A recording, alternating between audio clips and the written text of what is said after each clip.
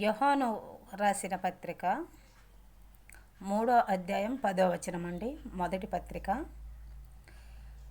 దీనిని బట్టి దేవుని పిల్లలెవరో అపవాది పిల్లలెవరో తేటబడును. నీతిని జరిగించని ప్రతి వాడును తన సహోదరుణ్ణి ప్రేమించని ప్రతి వాడును దేవుని సంబంధులు కారు. దేవుని సంబంధులు కారండి.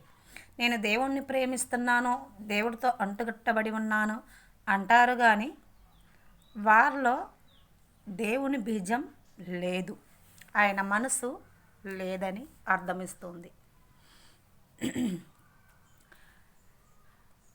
యోహాను 1:12 తన్ను ఎందరూ అంగీకరించారో వారందరికీ, అనగా తన నామమందు విశ్వాసముంచిన వానికి దేవుని పిల్లలగుటకు ఆయన అధికారము అనుగ్రహించాడు. తన్ను అంగీకరించి దేవుడు నా కొరకు వచ్చాడు అని అంగీకరించిన ప్రతి వారికి కూడా ఆయన అనుగ్రహించాడంటే దేవుడు పిల్లలను, దేవుడు నా తండ్రి అని చెప్పుకోవటానికి అర్హత కలిగిన వారు అని అర్థమిస్తుంది. రోమీలకు రాసిన పత్రికలో కూడా ఉంటుందండి. 8:14-15 దేవుని ఆత్మచేత ఎందరూ నడిపించబడుదురో వారందరూ, దేవుని ఆత్మచేత నడిపించబడే వారందరూ దేవుని కుమారులై ఉందురు. ఎలయనగా మరలా భయపడుటకు మీరు దత్తపుత్ర ఆత్మను పొందలేదు, కానీ దాశపు ఆత్మను పొందలేదు, కానీ దత్తపుత్ర ఆత్మను పొందితిరి.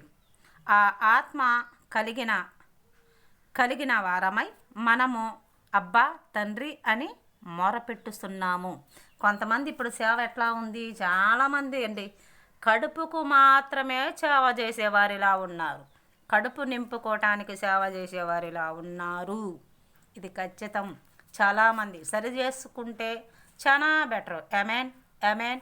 ముందుగా మార్పు చెందవలసింది ఎవరు అనంటే సంగమా, వధువా అంటే కాదండి, కాపరులు మార్పు చెందాలి.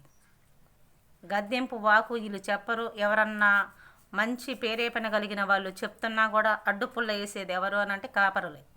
అందుకే నిరుటంగిలు వేసుకొని దీర్ఘపార్థనలు చేసినంత మాత్రాన నీతిమంతులు కారు. దీర్ఘపార్థనలు చేస్తారు, మనసులో మాత్రం ఐక్యత ఉండదు. సహోదరుని, నీ తోటి సహోదరుని దూషిస్తారు. తోటి